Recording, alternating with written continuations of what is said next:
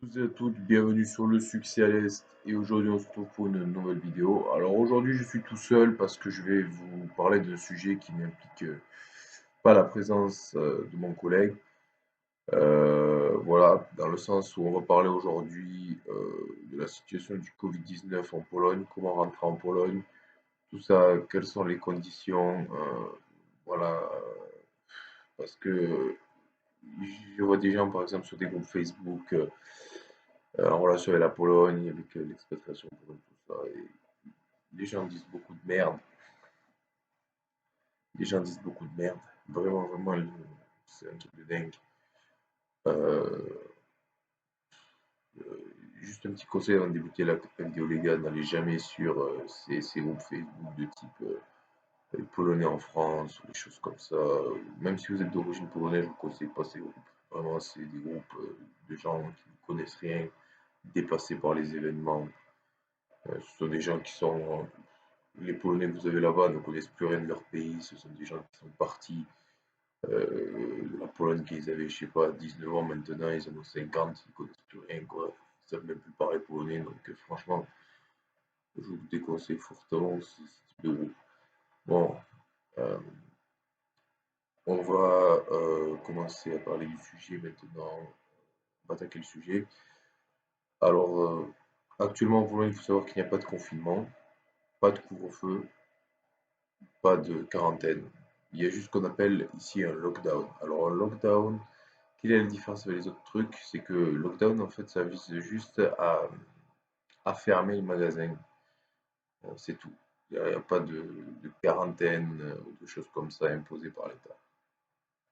C'est-à-dire qu'on peut sortir à tout moment de la journée quand on veut pour acheter ce qu'on veut, faire acheter ce qu'on veut. Je veux dire que les magasins, tout ce qui est restauration, tout ça, c'est fermé. Genre, on peut pas consommer dedans. On peut commander que par des applications de type, comment on appelle ça,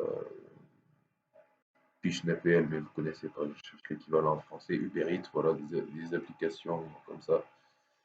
C'est le seul moyen, de pouvoir ben, consommer les produits des restaurations, des restaurants. Euh, voilà. Euh, voilà, ça c'est au niveau de la restauration, tout est fermé, on ne peut pas consommer dedans. Les bars c'est pareil, on ne peut pas boire dans un bar. Il existe quelques alternatives, mais on y reviendra après, si je m'en souviens, j'espère. Mais oui, voilà. Euh, alors ensuite, le plus important pour vous, si vous voulez venir en Pologne maintenant, pendant le lockdown, c'est totalement faisable. Si vous allez sur les groupes de Pologne, tout ça, oh, c'est faisable, c'est complètement malade, tu pars pendant le lockdown, tout ça. Alors les gars, je vais vous expliquer qu'est-ce qui va se passer. En fait, il y a quarantaine forcée de 10 jours pour tous les gens qui vont dans le pays, qui vont en Pologne. Voilà. Regardez, si vous voulez voyager, il existe deux solutions. Soit éviter la quarantaine, c'est-à-dire illégalement, soit, mais ça je ne le conseille pas forcément, ou soit tout simplement trouver un appart, ou dormir chez quelqu'un, passer 10 jours chez quelqu'un, tout simplement. Parce que voilà quoi. Il faut savoir que vous allez être obligé de faire la quarantaine vraiment à 100% si vous arrivez par avion. Dans mon cas, je suis arrivé, je vais pas dire les choses exactes, tout ça, mais pour ceux qui veulent savoir, je peux donner plus d'informations. Mais c'est totalement faisable de ne pas faire la quarantaine ici et d'avoir aucun souci. Il suffit juste en fait d'arriver en voiture à la frontière ou par bus. Voilà. Bien sûr, si vous habitez à Varsovie, ça va être compliqué. Mais si vous habitez vers une ville près de la frontière, je vous conseille tout simplement de faire quelque chose pour trouver un petit moyen comme ça, pour traverser la frontière en bus. Même si en bus, on m'a dit que ça- on peut demander de remplir des papiers, mais dans l'avion, c'est sûr à 100%. Dans l'avion, pardon, on va vous demander un papier où il y a votre nom, votre numéro d'identification, tout ça, votre numéro de vol, ça pour pouvoir vous répertorier, que la police puisse vous appeler pour contrôler si vous êtes là, quoi, en fait. Et la police, des fois, peut se ramener chez vous, toquer à votre porte et tout. Voilà. Mais comme je l'ai dit, il existe des moyens, bien entendu, pour contourner ça. Et enfin, la quarantaine, tout le monde s'en branle ici. Vraiment, genre, il y a pas de différence entre quand j'étais là il y a un an ou quand j'étais là maintenant, quoi. Il n'y a aucune différence. Aucune. Donc, pour les gens qui se font des soucis ou quoi, non, il y a pas de quoi s'en faire. Euh, Ici, le Covid-19 est vu par les gens comme quelque chose de totalement secondaire. Les gens n'ont pas peur du Covid-19. Ici, on va pas se mentir. Il y a plein de clubs, plein de bars ouverts illégalement, cachés un petit peu. En Pologne, en fait, j'ai jamais vu ça en France, mais en Pologne, ici, on a en fait des clubs souterrains, en fait.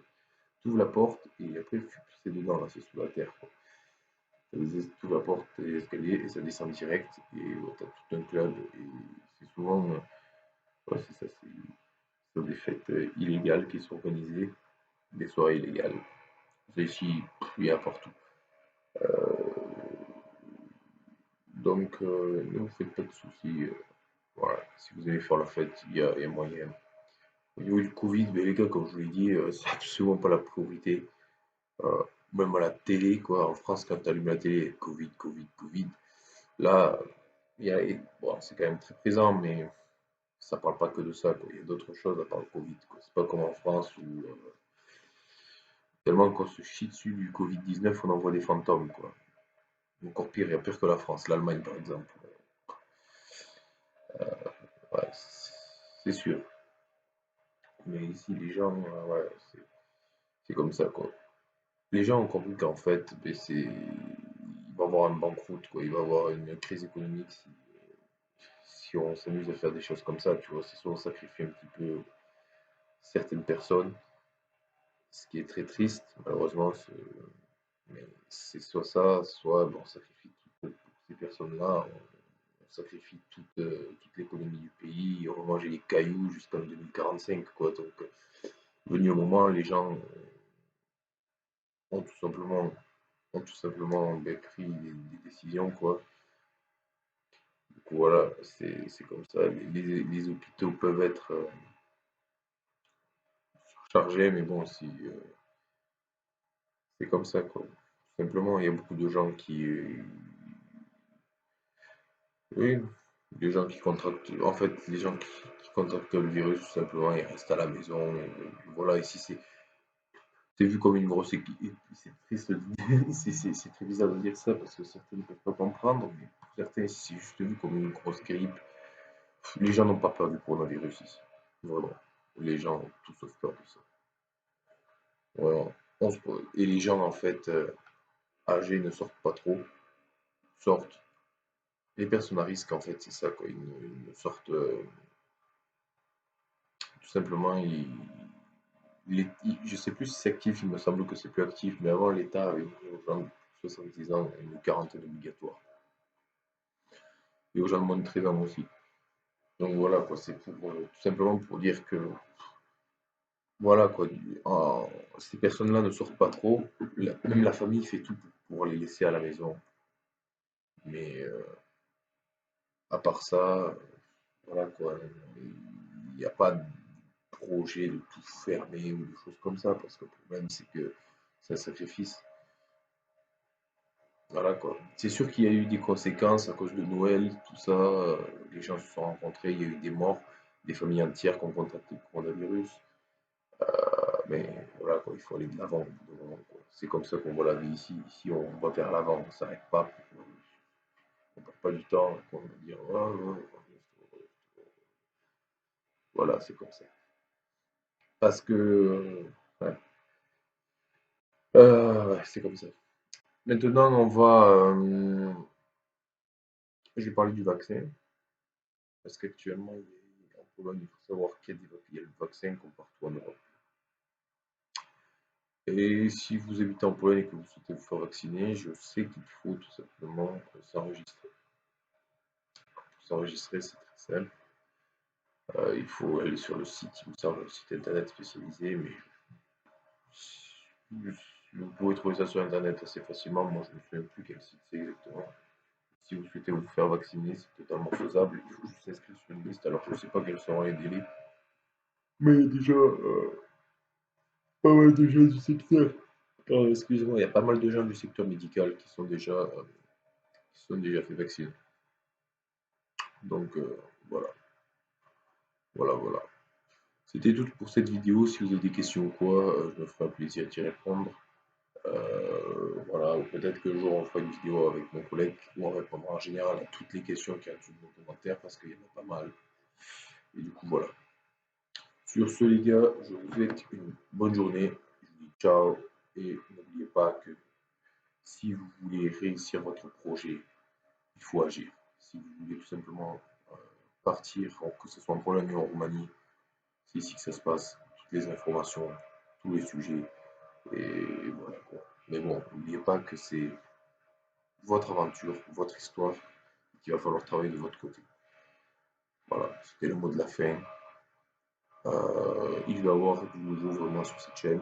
Là, on prend un petit peu de temps pour s'installer parce qu'actuellement, je suis en Pologne. Euh, il faut que j'aille m'installer, quoi, que je trouve un appartement, tout ça.